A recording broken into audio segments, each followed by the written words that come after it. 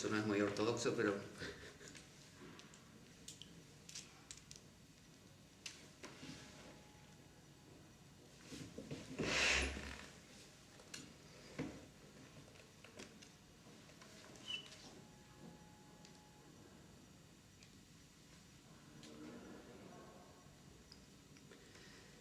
Bueno, ¿se oye ahí? No. ¿Más o menos? ¿Bajo? No sé. Hola, hola. Ah. Ahí, ahora sí. Vale.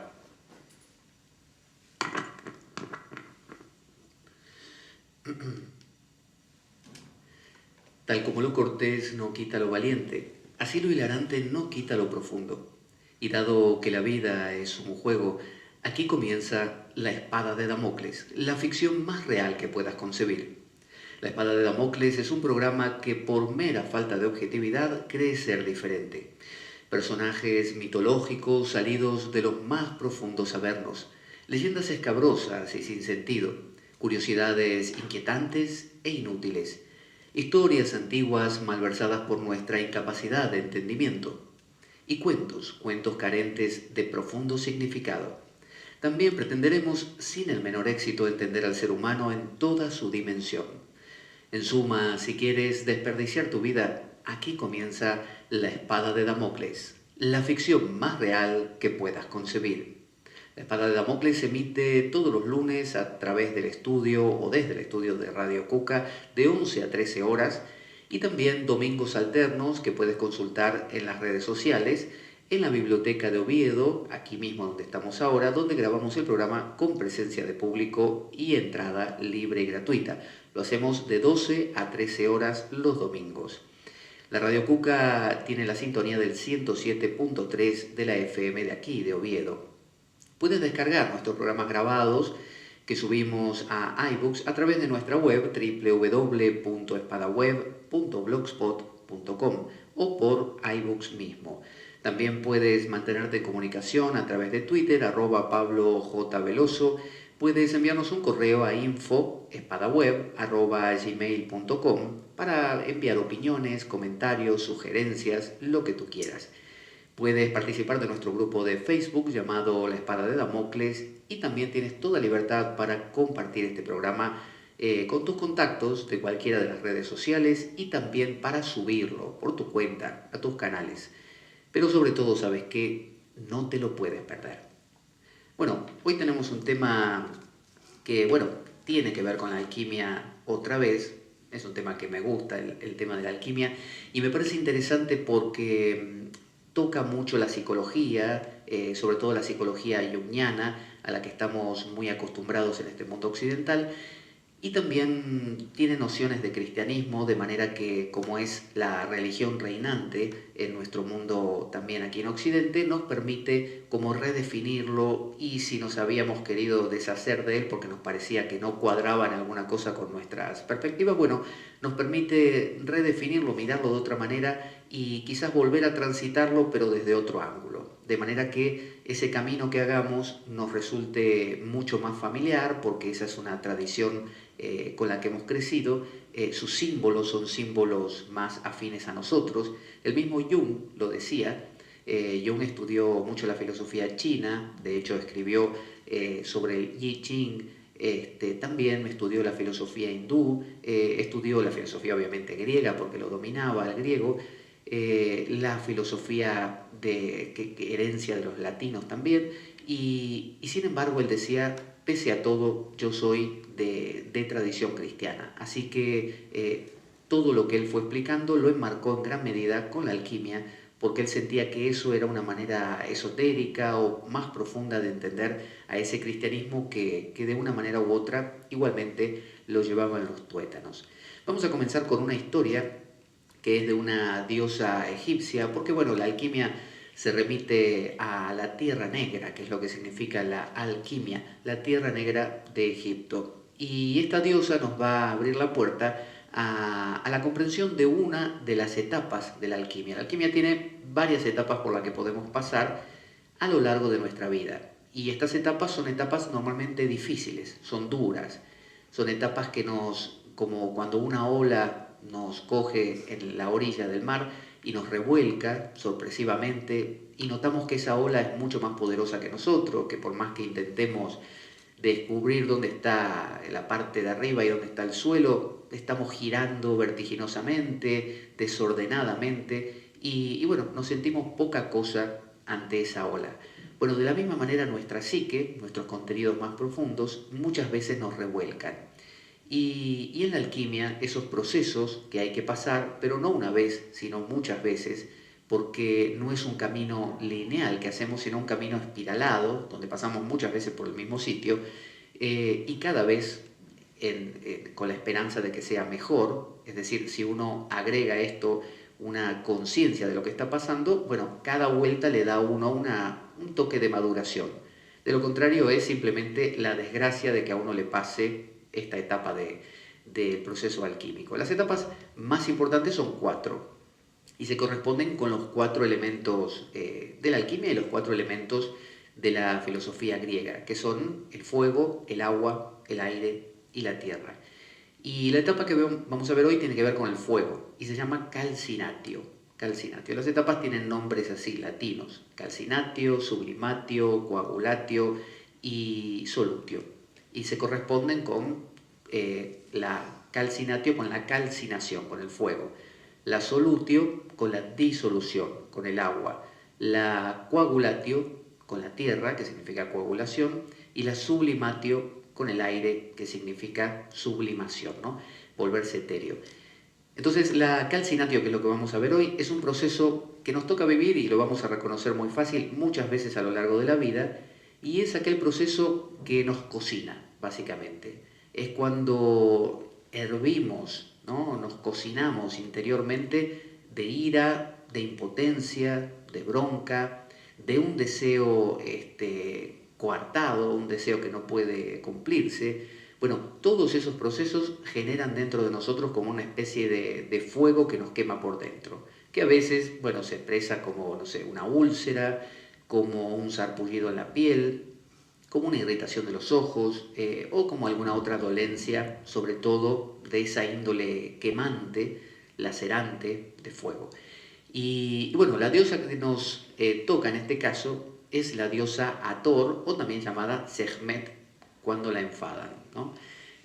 Como muchas personas que, así como el Dr. Jekyll and Hyde, eran dos aspectos de la misma persona. Así también nosotros, cuando somos simpáticos y tranquilos y nos enfadan por alguna razón, a veces, como pasa con Hulk, ¿no? Ese hombre verde, nos enfadamos y nos convertimos en otra cosa. Bueno, imaginemos que le ponemos un nombre a ese otro. Algunos dirían, bueno, son dos personas. En realidad es la misma, que se expresa de dos maneras. Entonces dicen que cuentan que un día Ra, el dios del sol egipcio, dios solar, creador del mundo y de los dioses, ya anciano, envió a uno de sus ojos a echar un vistazo por la tierra. Uno dice, voy a echar un vistazo. Bueno, Ra echaba de verdad un vistazo, echaba su ojo. Y entonces el ojo de Ra empezó ahí como si fuera un dron, a recorrer la tierra y a mirar qué hacía la gente. Porque el dios cristiano Yahvé lo hacía desde el cielo, entonces no veía exactamente lo que pasaba. Ra era más detallista. Lo que vio el ojo no le gustó nada al anciano dios. Los humanos estaban empezando a faltarle el respeto y a burlarse de él.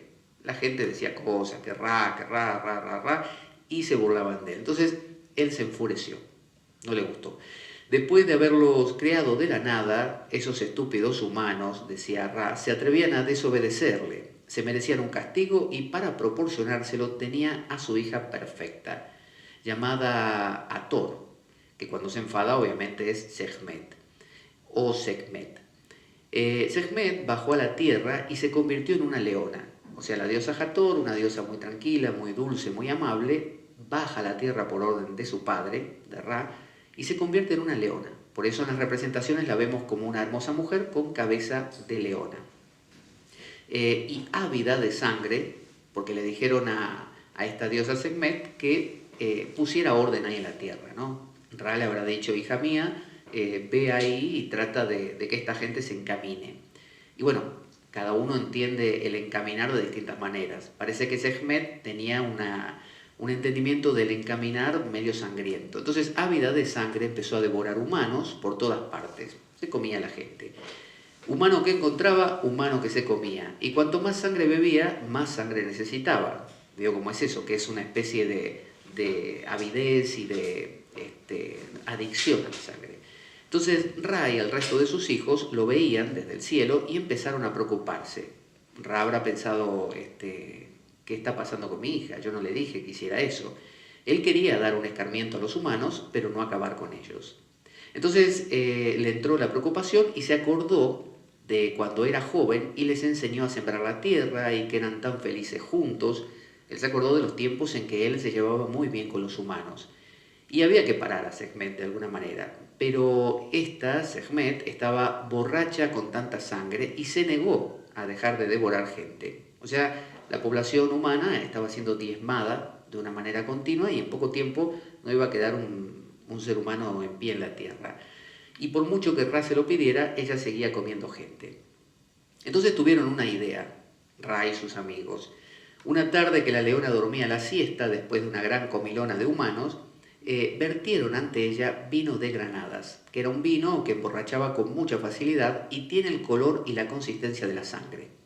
Cuando Sekhmet se despertó con sed y vio el charco, se lo bebió, pensando que era sangre, y con el vino se emborrachó. Y con la borrachera le volvió la cordura, ¿no? Contrariamente a mucha gente que la borrachera le hace perder la cordura, en el caso que la tuviese, y en este caso era al revés. Ella recuperó la cordura, convirtiéndose en la hermosa y mimosa gatita Bastet, ¿no? Bastet tiene forma de gato, que es lo que adoraban los egipcios en gran medida, y bueno, se la representa como una gata, así nomás, forma de gato. Cuando se tranquiliza es Bastet, cuando se enfada es Sekhmet.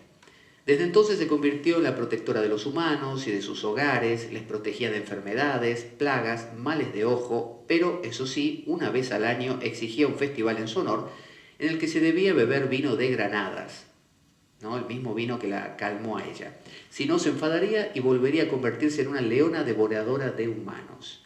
El festival en honor a Bastet era uno de los más celebrados en Egipto. No se sabe si por temor a ser devorado por una leona o por la excusa de beber vino de granadas sin freno, que no está nada mal, lo cual acababa en orgías, o sea, los egipcios la pasarían muy bien, así que estos festivales acabaron siendo un símbolo de la fertilidad. De esta manera la diosa Gata, Bastet, era adorada como patrona de fertilidad y prosperidad del hogar. Su santuario estaba en Bubastis, era uno de los más visitados, llenos de lindos gatos.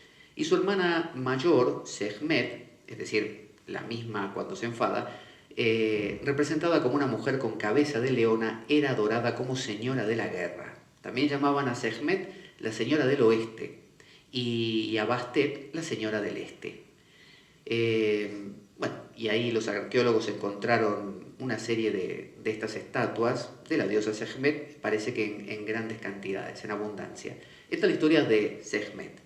Y no es muy diferente a la historia de Kali, la diosa Kali hindú. La diosa Kali hindú le pasó prácticamente lo mismo. Ella tenía que matar a unos demonios en una guerra que tenían los dioses contra los demonios, pero bueno, se enfervorizó, se le fue la mano y empezó a matar a todo lo que encontraba en el camino. Y el universo entero corría riesgo de deshacerse, de desaparecer.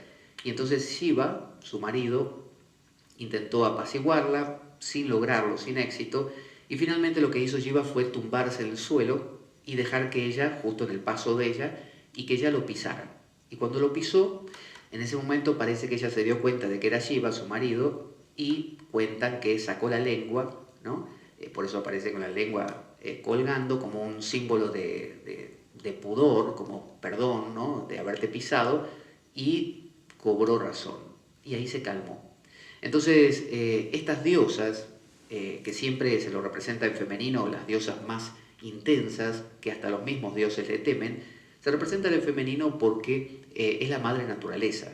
Y la madre naturaleza puede dar vida, pero también puede ser la que cree un tsunami, un maremoto, un terremoto, el Vesubio, ¿no? Haciendo erupción.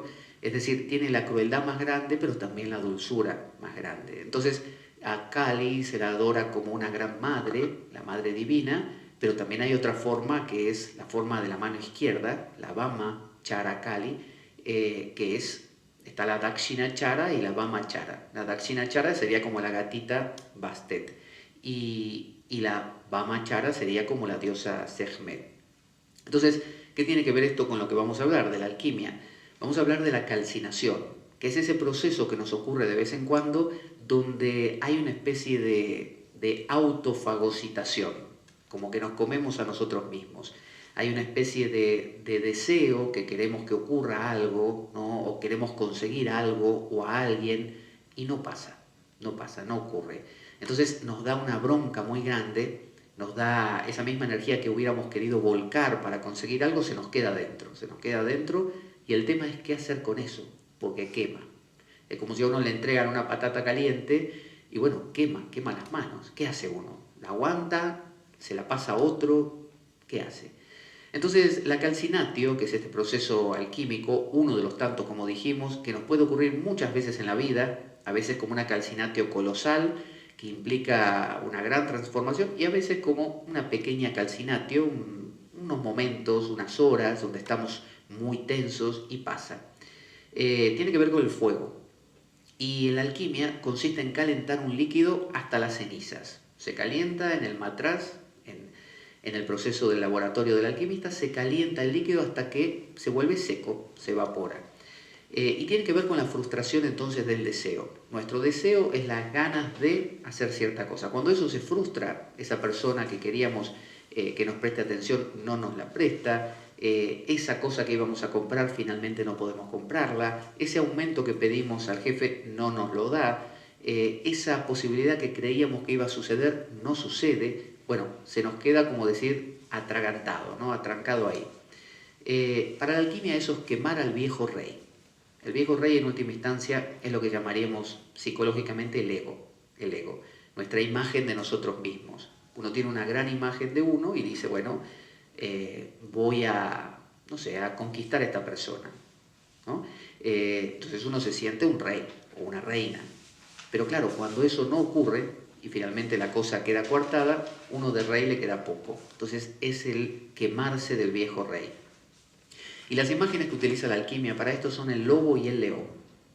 El lobo y el león son dos símbolos justamente de pasiones. El orgullo, el hambre de cosas, el deseo. Son animales intensos, ¿no? Que tienen que ver con algo muy instintivo. Esos animales son los que cuece, ¿no? Los que cocina el alquimista en su laboratorio. Y el lobo, mientras es cocinado, aúlla, ¿no? El lobo grita porque lo están quemando, él no quiere que le hagan eso.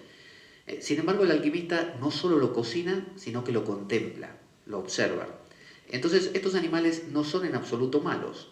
Uno, si los ve como cosas malas, cuando uno le aparecen estas emociones muy fuertes, las ve como negativas, lo que va a hacer es intentar sacárselas de encima. Y lo que va a conseguir es, ya que está con poca energía porque no consiguió lo que quería, va a conseguir más calor interior y más problemas. Entonces, son feroces, hay que saber tratarlos. Entonces, esta diosa Sekhmet representa, fíjense, este cambio de la diosa amable Hathor a convertirse en una especie de devoradora de todo, ¿no? Sekhmet. Y luego, un apaciguamiento. Todos desearíamos conseguir fácilmente ese apaciguamiento. Vamos a ver cómo puede hacerse. Estos león y lobo tienen que ver con el yo quiero conseguir cosas. Y en la alquimia, al lobo y al león, fíjense qué importante, se le cortan las zarpas. Tienen zarpas con las que pueden lastimar. No se los mata. El alquimista no mata al lobo y al león. Ra no mató a su hija. No bajó y con un rayo la partió al medio. No, la apaciguó.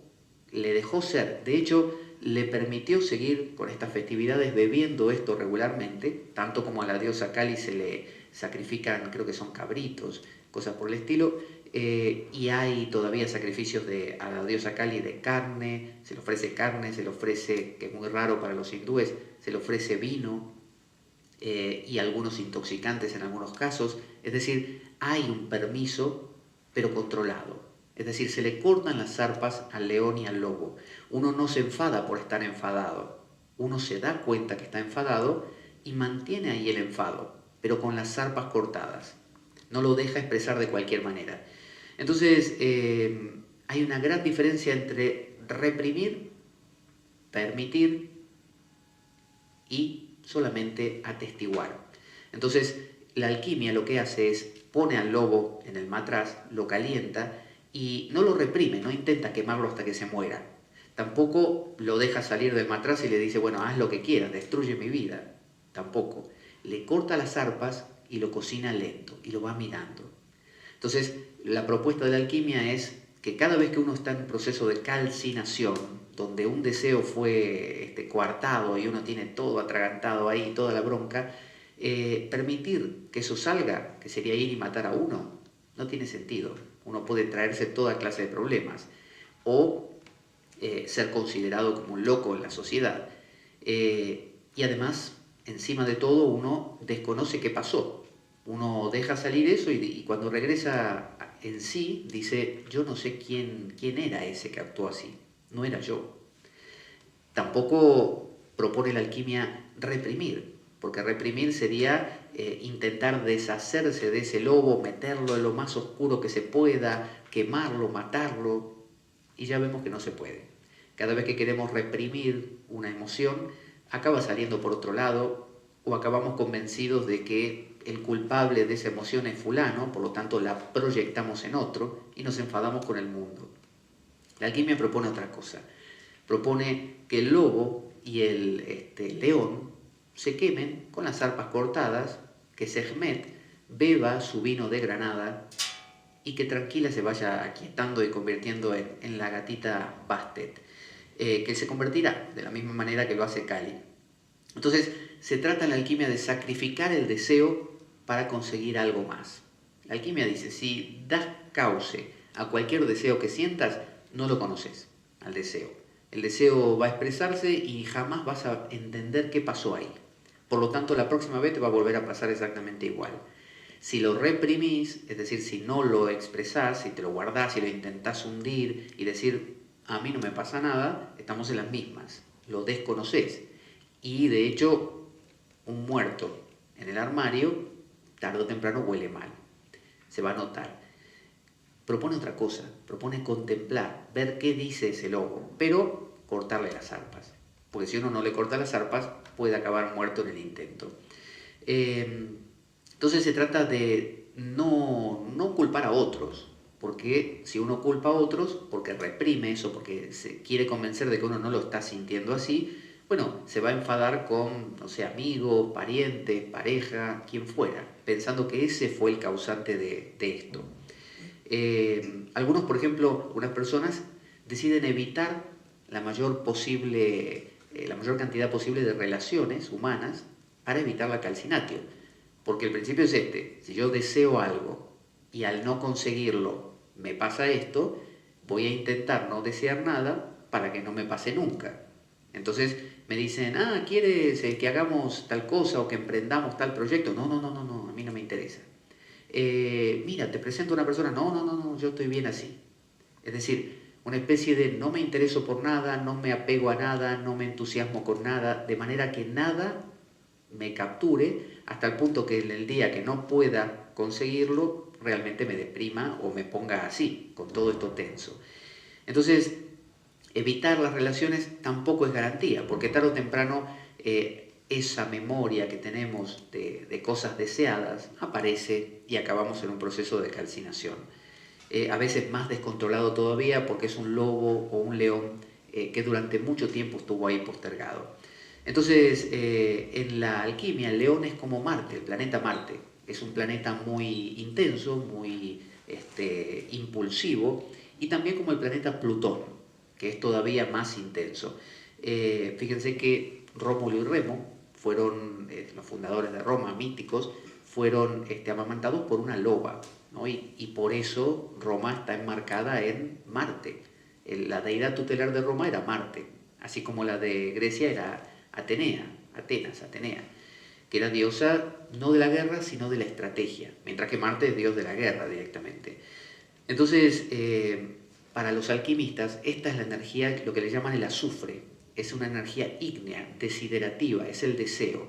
Para los alquimistas, nuestro deseo, nuestra pasión, es el azufre. Puede ser malgastado simplemente en ser cumplido y nada más, puede ser reprimido con todos los problemas que trae, o puede ser observado y comprendido cortándole las zarpas al lobo. Entonces, Plutón, este planeta intenso, es un impulso ciego, es instintivo y es arcaico. Es decir, no se trata con esto de sentarse a dialogar con el lobo, como hizo, ¿se acuerdan? San Francisco con el lobo del Gubbio, que era un lobo que también se comía gente. Y él aparentemente charló con el lobo, hablando, como dicen, de tete a tete, y lo convenció de no comer a nadie más. Y lo aquietó, y ese fue un gran milagro.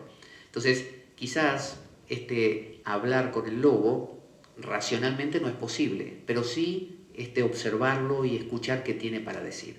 Entonces, la calcinatio podríamos decir que es el purgatorio. Vieron que se dice que las almas que no están preparadas ni para ir al infierno porque no fueron tan malas, ni para ir al cielo porque no fueron tan buenas, van al purgatorio. Lugar donde no la pasa uno ni muy bien ni muy mal, pero es una purgación, es un lugar donde se desprenden esas últimas cositas. Bueno, la calcinación es un proceso que la vida nos presenta para que se quemen adherencias que quizá vamos arrastrando durante mucho tiempo. Pero para que se quemen verdaderamente y no vuelvan, uno tiene que observarlas y comprenderlas. Si viene un amigo mío a decirme algo y yo no lo escucho, va a venir 20 veces más, porque necesita que yo le preste atención y le entienda. El día que yo le entienda lo que me dijo y él se asegure de que fue así, se va porque ya cumplió y no vuelve más. Entonces, este lobo y este león, si no lo escuchamos, lo que nos tiene que decir, si ese enojo que tengo hoy, esa bronca, esa impotencia, no me siento un momento a observarla y simplemente intento deshacerme de ella o canalizarla y, no sé, romper un jarrón en mi casa, no la voy a haber comprendido. Entonces va a volver una y mil veces más. Entonces, la calcinatio es un proceso que en la alquimia nos obliga a mirar el interior, cuando eso ocurre. Y funciona, como decíamos, en espiral, vuelve muchas veces en la vida. O sea que no hay que preocuparse si uno dice, bueno, hace poco tuve una bronca grande y se me pasó, no lo hice. No hay problema, va a venir 500 veces más. Y cada vez que viene, dicen los alquimistas, nuestra piedra filosofal, nuestra piedra en bruto, mejor dicho, se va purificando y se va acercando cada vez más a lo que le llaman el lápiz filosofal, la piedra filosofal. Entonces, a veces, como decía, si bajamos la persiana de nuestra vida para no relacionarnos, para no caer en alguna bronca y que no nos pase esto, muchas veces se produce lo que se llama proyección o transferencia y nos convencemos de que el otro es el que tiene la culpa.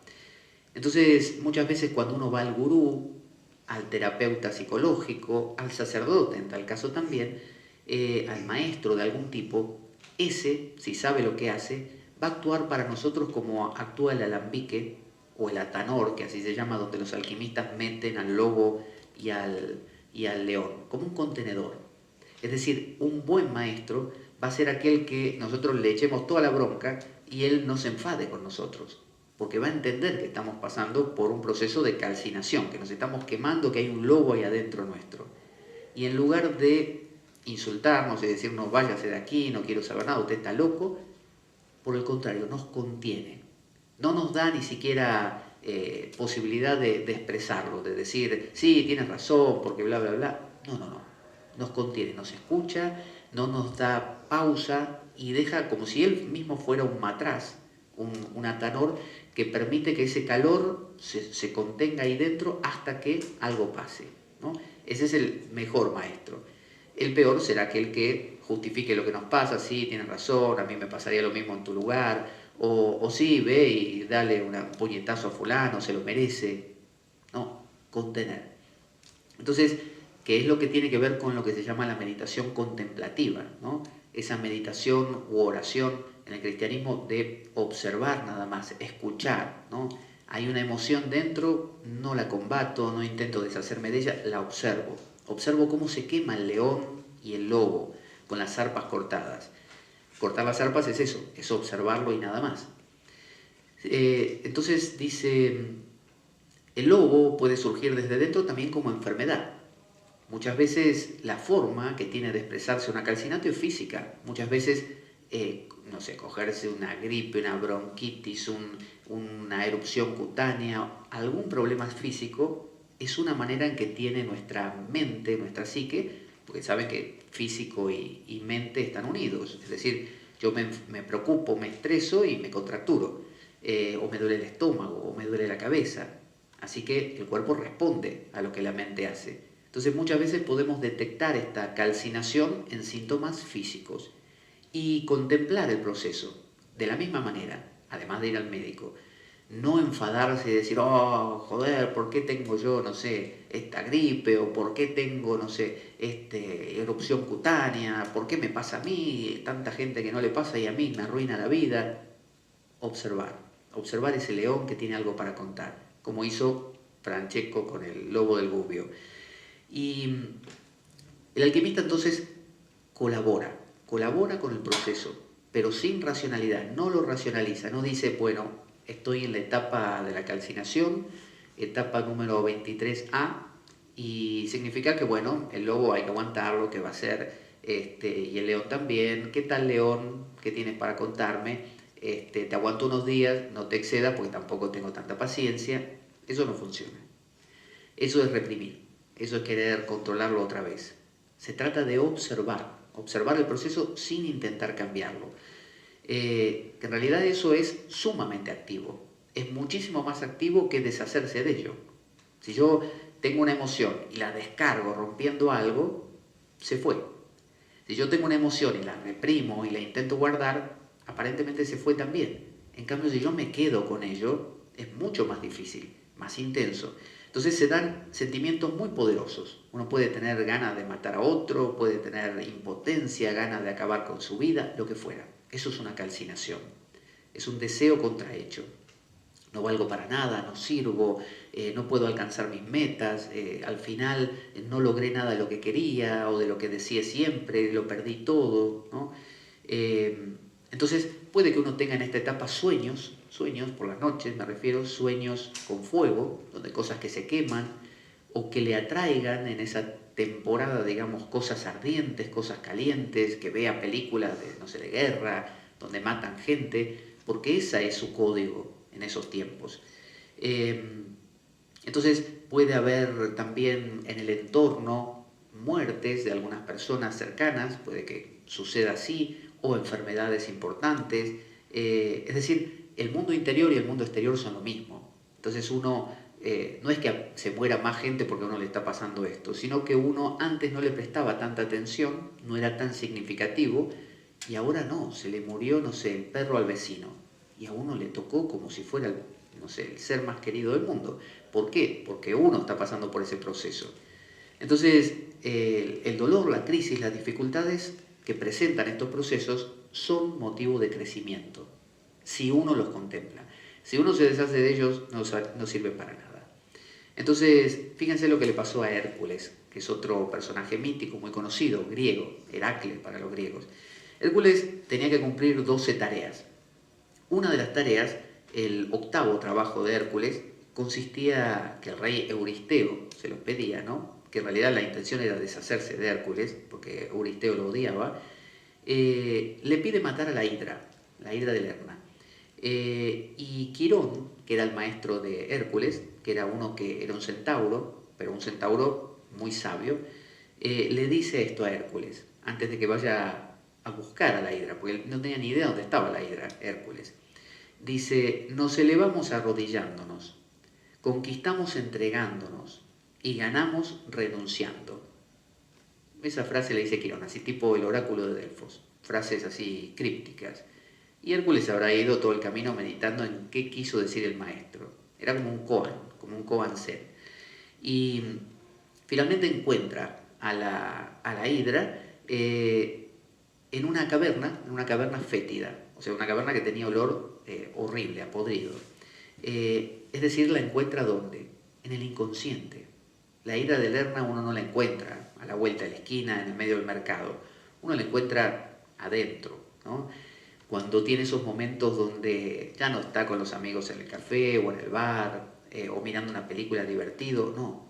Cuando regresa y se encuentra, como dicen, con su almohada a la noche o en momentos de tranquilidad donde uno sabe lo que hay ahí y no lo puede dibujar de ninguna manera porque no hay nada con que taparlo en ese momento. Esa es la caverna donde vive la hidra. Entonces, ¿qué hace Hércules? Lanza unas flechas con brea en la punta, encendidas, con fuego, para obligarle a la hidra a salir. Y bueno, la hidra sale. Y entonces empieza a cortarle las cabezas a la hidra, pero descubre que cada cabeza que le corta le crecen 3 cabezas más. Así que se da cuenta que era como una especie de misión imposible. Cada vez que cortaba, más cabezas. Porque estas cuestiones son así. Si uno quiere intentar matar al lobo, bueno, mató el lobo de hoy. Genial. La bronca que tenía hoy desapareció. Pero hay 40.000 broncas más que están dando vueltas, lobitos que uno tiene por ahí, que son pequeñitos hoy y que van creciendo y que mañana me aparecen. Entonces Hércules se dio cuenta que no iba a lograr nunca la tarea de matar a toda la hidra. La tarea era matar a la hidra completa. Entonces se acordó. Mi maestro me dijo, nos elevamos arrodillándonos. Entonces Hércules, que se ve que era muy literal, no captaba metáforas, él se arrodilló. Dijo, yo me arrodillo. Y se metió dentro de la caverna, en el lodo fétido, o sea, se animó a meterse en una cosa que olía podrido, ¿no? Es decir, se animó a bajar, a encontrarse con las propias putrefacciones. Y entonces cogió una cabeza y la levantó en el aire, así. Y cuando levantó en el aire la cabeza, a la luz, descubrió que se marchitaba. Cuando salía la cabeza del lodo ese, se marchitaba. Entonces empezó a sacar todas las cabezas, eran 9, y murieron todas las cabezas marchitadas. ¿Y qué descubrió? Que detrás de las 9 cabezas había una 10ª cabeza, que era una joya, así dice la historia. Y él entonces esa joya la guardó y la enterró. Pero claro, la enterró como oculta y muy valiosa, ¿no? Como para venir a buscarla luego. Es decir, cuando uno realmente saca a la luz estos lobos, descubre algo valioso. Es decir, no hizo todo esto para nada. Al haberlo hecho, se conoció mejor, descubrió cosas de uno mismo, tiene más energía. Porque imaginen la cantidad de energía que uno gasta en pelearse contra sus lobos y leones. Muchísima. En cambio, cuando uno se amiga con esos lobos y leones, como San Francisco y el lobo del Gubbio, o como Hércules, ¿no? Sacando estas cabezas, arrodillándose, se tuvo que arrodillar, se tuvo que él humillar ante eso, decirle al lobo, aquí estoy, te presto atención.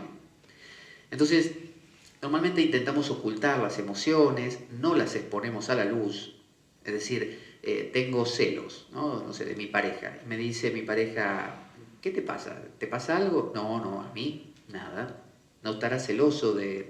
No, yo, celoso yo. Es decir, ocultamos lo que sentimos como una manera de no querer encontrarnos con eso. Y no nos damos cuenta que cuanto más en la oscuridad está la hidra, más fuerza tiene y más difícil matarla. Entonces no hallamos la joya. Para hallar la joya hay que sacar de la oscuridad las cosas. Hay que, en tal caso, decirle al otro, sí, mira, la verdad que sí, que me siento pésimo, que estoy deprimido o tengo una bronca bárbara, estoy enfadado, me pasó tal cosa, no me salieron bien las cosas, me siento mal. Entonces, y se trata de, dice la alquimia, sostener y contener. Cuando se habla del celibato, por ejemplo, en la iglesia cristiana, siempre está mal visto esta idea de, represión, eso es represión. Depende cómo se entienda, ¿no? Tanto el ayuno como el celibato, como muchas de esas prácticas, si se entiende como un proceso de autoobservación, de observar al lobo, del deseo, ¿no? Porque yo tengo un deseo, por ejemplo, sexual, y lo consumo, perfecto, es decir, placer, pero lo comprendí, entendí qué pasó ahí. A veces, lo contrario, reprimirlo por siempre y hacerme un nudo e intentar no tener ningún deseo es el otro polo que también es igualmente inútil. Pero si yo me permito durante un tiempo contener algo, por ejemplo, si alguna vez alguien hizo un ayuno por unos días, de comida, por ejemplo, no de agua, habrá empezado a entender qué es el hambre. Hasta ese momento uno tiene hambre y come, tiene hambre y come, tiene hambre y come, ¿no? O tiene hambre, no tiene para comer ahí, espera un tiempo, come. Pero, ¿qué es el hambre? Uno solo sabe el hambre cuando estuvo 2 o 3 días, por alguna razón, sin comer, ya sea por un estudio médico o por lo que fuera. Y ahí dice, mira, esto es el hambre. Entonces, el lobo y el león, para conocerlos, hace falta contenerlos, no solamente expresarlos. No vale solamente eso. Entonces, cuando sostenemos realmente el proceso, ahí aparece la 10ª cabeza. Y recuperamos una energía pospuesta, porque esa es una energía que se estaba perdiendo al no comprender de qué iba. Quizá la cosa tenía algo que decirnos que no nos enterábamos nunca porque solamente lo que hacíamos era hambre, comer, hambre, comer, hambre, comer. En cambio, al contenerlo un poquito, uno dice, mira, no era eso lo que yo quería comer. En realidad, mi hambre me tiende hacia tal otra cosa o la comprendo. Algo dice. Entonces, por eso se dice, hay que enfrentar al dragón. Decía Rilke, o Rilke, no sé cómo se pronuncia, decía, si mis demonios me dejan, mis ángeles también lo harán. Entonces, intentar matar al lobo a toda costa es arruinarse la vida porque uno mata al deseo y no le queda vida después. Uno mató a sus pasiones. ¿Y después qué es? Una especie de ameba. Entonces, Plutón, por ejemplo, este planeta que yo digo que tiene que ver con esto, o este dios, ascendió a la Tierra, él vivía en el mundo de los muertos 2 veces. Una vez para sanar una herida y otra vez para raptar a Core, que era una doncella. Resulta que Core era una chica muy linda, muy amable, y Afrodita la vio y la vio muy simplona. Afrodita era la diosa del amor, pero no de un amor así platónico, era de un amor así voluptuoso y pasional. Y la vio a Core y dijo, a esta chica le falta foguearse un poco, ¿no? Le falta vida, le falta experiencia, vamos a dársela. Entonces le pide a Eros, a su hijo, dios del amor, Cupido, que lo pinche con una de las flechas a Plutón, nada menos, al dios de los muertos, para que se enamore de Core. Entonces Plutón quedó, pero encantadísimo, que la veía Core, que recogía flores todos los días, así como Core era como la pequeña casa en la pradera, más o menos, así, dulce, amable. Y entonces Plutón, ¿qué hace? Un día sale a la superficie, se abre la Tierra, con su casco que le hacía invisible la cabeza, la rapta, la viola, es decir, la inicia, ¿no? La inicia en los misterios de la muerte, es decir, la madura. Ya no es la tonta Core que simplemente juntaba flores, ahora entendió de qué va la vida, ¿no? La inicia, la viola. Quien ahora se convierte de Core se pasa a llamar Perséfone, que significa la que ama la oscuridad. Amar la oscuridad es animarse a ver eso que hay dentro nuestro que normalmente tapamos con actividad. Voy acá, voy allá, me río, jajaja, que la película, que el libro, que la charla. Bueno, el encuentro con esa, no sé, vastedad, ese desierto que le dicen a veces, bueno, eso es amar la oscuridad. Y ahora es una mujer, ya no es una niña. Entonces Deméter, la madre de Core, se entristece y por 7 años nada crece. Es la diosa de la naturaleza y dice, mi hija no está, me seco. Durante 7 años los griegos se quedaron con un mundo seco. Entonces, como Perséfone comió una granada, una fruta, en el submundo, y se decía que quien coma algo en el submundo no puede salir más, quedó ahí prendada. Y la granada es un símbolo, ustedes saben, de fecundidad y de sangre menstrual también. Entonces, ella no podía regresar de forma permanente, pero hay que salir en algún momento, hay que regresar, y Perséfone entonces regresa unos 3 meses por año, que es cuando viene la primavera y todo florece otra vez porque su madre está contenta, y Perséfone vive en 2 mundos, el mundo profundo, un tiempo al año, y el mundo superficial. Imagínense que cada vez que subía contaría cosas apasionantes, cosas profundas. Bueno, nosotros vivimos igual. Podemos ser una especie de Core, ¿no? O Core, quizás se pronuncia así, más superficial, que nos interesan las cosas de la televisión y esto y lo otro, que está muy bien, eso está muy bien, es parte de la vida. Pero si nos falta nuestra parte que ama la oscuridad, Perséfone, nos falta aquella que realmente se va a lo profundo, se come la granada, se compromete con eso y ve lo que hay ahí, bueno, las dos forman un ser mucho más completo. La diosa Kali que hablamos al principio era la diosa de la mano izquierda, la luchadora y guerrera, y la diosa Kali más dulce, madre divina, de la derecha, ¿no? Dakshinachara.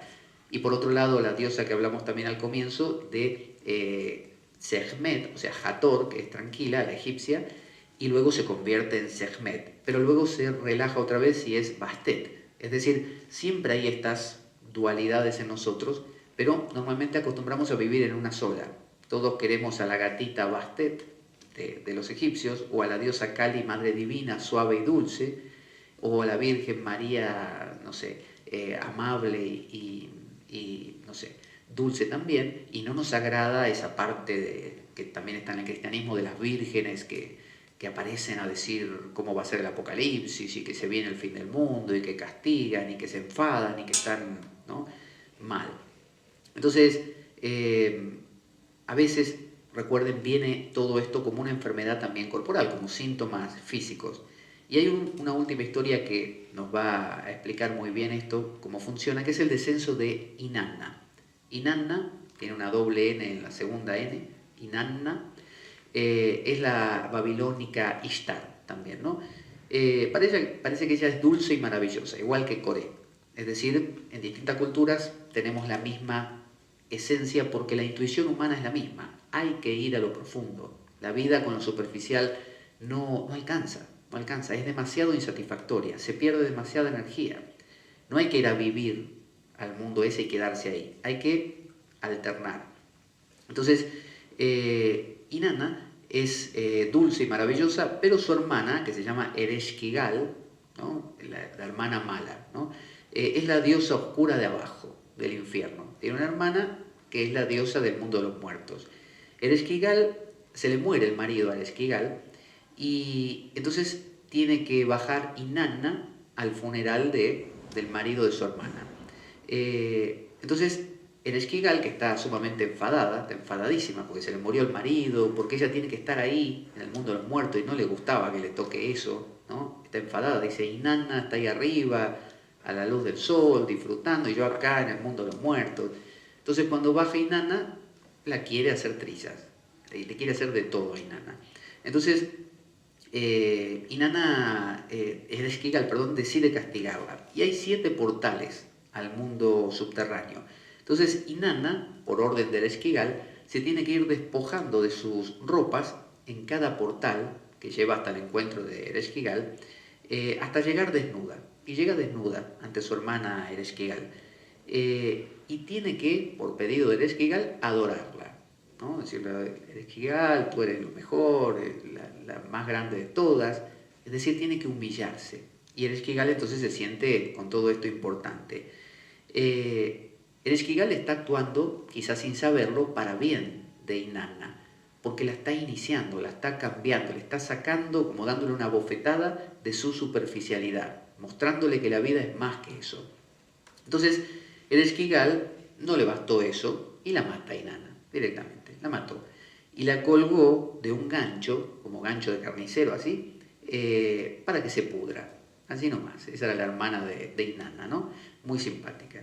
Entonces, Plutón, este planeta, esta energía, de que hablamos de la calcinatio, de la alquimia, nos destruye.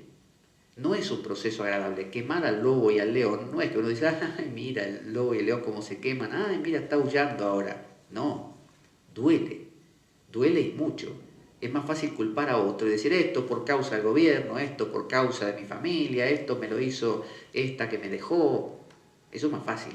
O expresarlo y ir y matar a uno, pelearse con otro, decirle, ¿no?, a gritos a alguien algo en la cara, pero quedarse con eso para ver por qué hay adentro, eso es fuerte, muy fuerte. Entonces, eso como que nos cuelguen de un gancho, Ereshkigal en el mundo de los muertos. Y esto pasa, hagamos lo que hagamos. No hay salida. Estas calcinatios ocurren regularmente. Lo que pasa es que a más conciencia, más armónico el proceso. A menos conciencia, más doloroso el proceso y más repetitivo. Entonces, Ereshkigal no queda ahí la historia. Está embarazada y está furiosa por haber sido violada. A ella la violaron también, a Ereshkigal, y la relegaron al submundo. Entonces está enojadísima.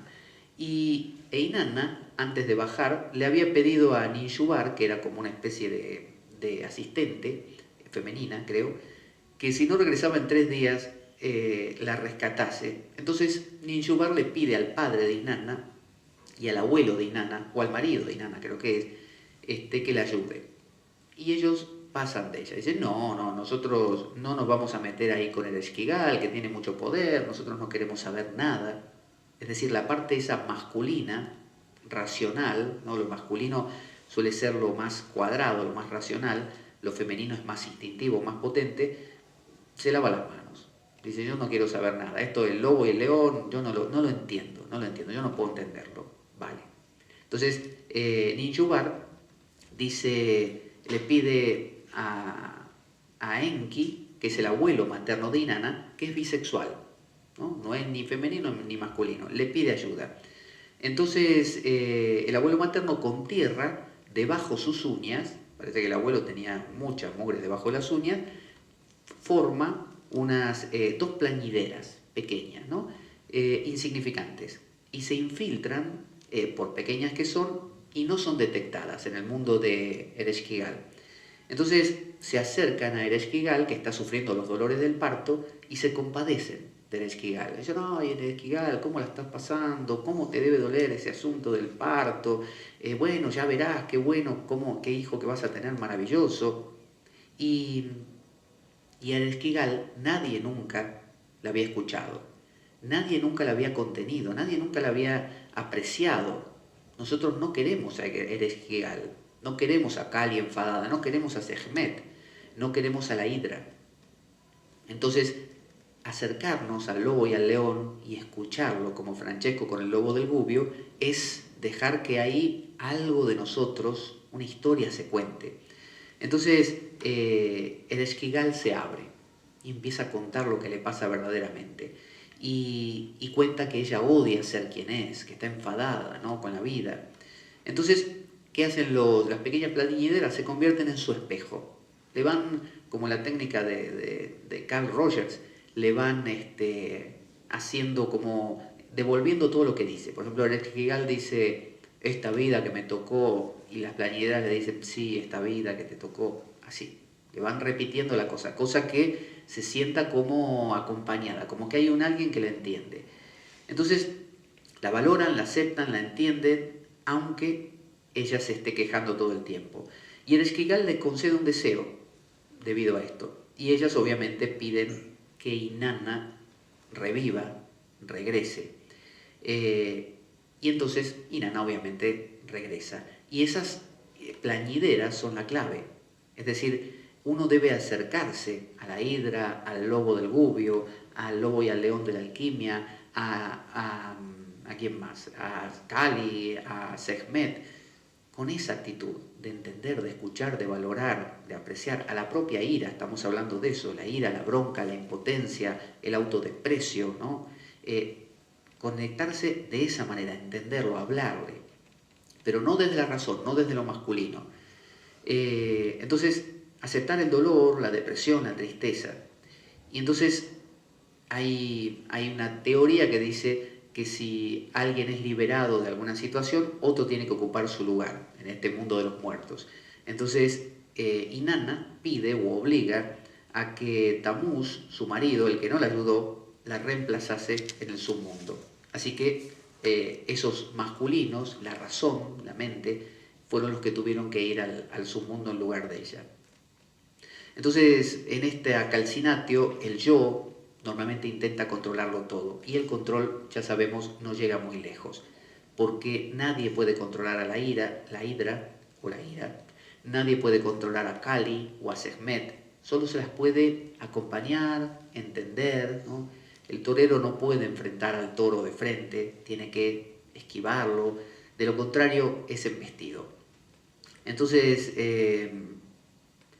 la calcinatio es un proceso que nos ayuda a cambiar nuestros viejos guiones, nuestros viejos patrones de conducta.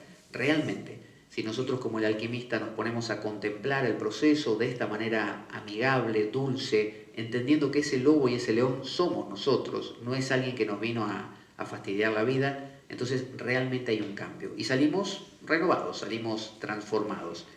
Así que bueno, hemos recorrido hoy algunas diosas, hemos también visto lo que es la calcinatio, este proceso alquímico. Recuerden que hay calcinatio, solutio, sublimatio y coagulatio, ¿no? Esos son los 4 principales. Hoy vimos calcinatio, que es el proceso de quemazón, ¿no? De quemarse, que es un proceso nada externo, sino totalmente interior. Que los alquimistas a veces sí lo hacían así con un matraz y lo calentaban de verdad en un lugar, como una manera de ver ese proceso que está ocurriendo aquí dentro, aquí fuera, y tenían cosas como el lobo y el león que eran, qué sé yo, por ejemplo, aparecía un color verde y decían, oh, mira, es el león, ¿no? Porque así lo identificaban. O el lobo era, no sé, marrón, aparecía un color marrón en los productos químicos y decían, está surgiendo el lobo. Entonces, de esa manera tenían un eco con lo que les pasaba dentro. Y dado que la vida es un macabro juego concebido por una mente perversa, únete a nosotros el próximo domingo, aquí en la Biblioteca del Fontán, Domingos Alternos. Recuerda, puedes consultarlo en las redes sociales cuándo será el próximo, o también todos los lunes de 11 a 13 horas cuando emitimos desde los estudios de Radio Cuca 107.3 de la FM de Oviedo. Y recuerda, estate atento cuando escuches estas palabras: la espada de Damocles, la ficción más real que puedas concebir. Buena semana, buena vida y avanti damocleanos. Muchas gracias.